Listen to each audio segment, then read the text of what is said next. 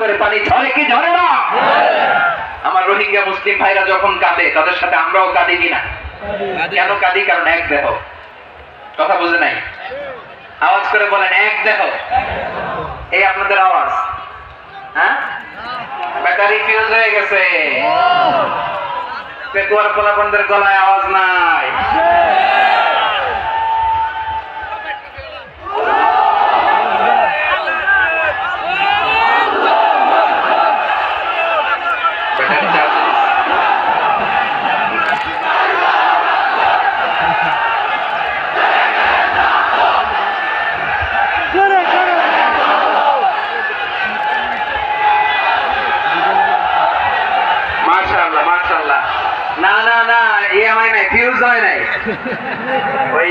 বেঙ্গলের ভাষার মধ্যে তিল মারলে যা হয় এরকম হয়েছে আর কি।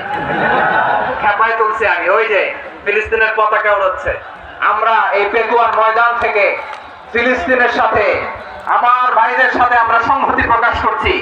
আমরা মুষ্টিবদ্ধ হাতকে উপরের দিকে করে আওয়াজ করে আমার সাথে সাথে বলুন, ফ্রি ফ্রি আল আকসা। একজন ভাই আমরা বাকি থাকবো না, হাত উঁচু করে প্যান্ডেলের সামনে পেছনে আকাশ বাতাস মুখরিত করে আওয়াজ করে বলুন, ফ্রি ফ্রি আল আকসা। আওয়াজ করে পড়ুন, ফ্রি ফ্রি আল আকসা,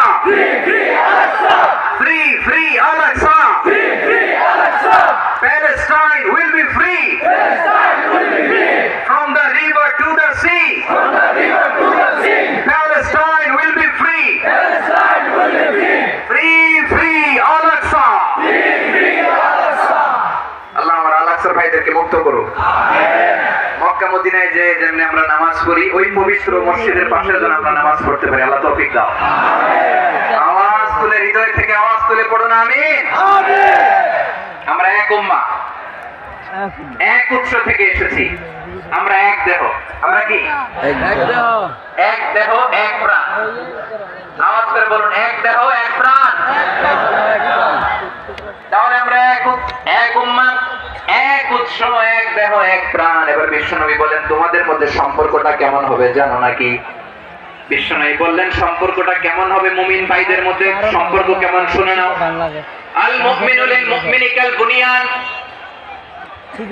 আল মুমিনু লিল মুমিনি কাল বুনিয়ান ইয়াশুদ্দু বাদুহু বাদা।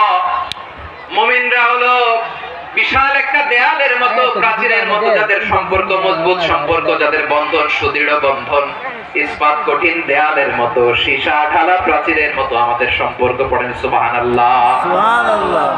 হৃদয় ঠান্ডা লাগে না? আমি বলতে যেই তো আমার কলিজা ঠান্ডা হয়ে যাচ্ছে।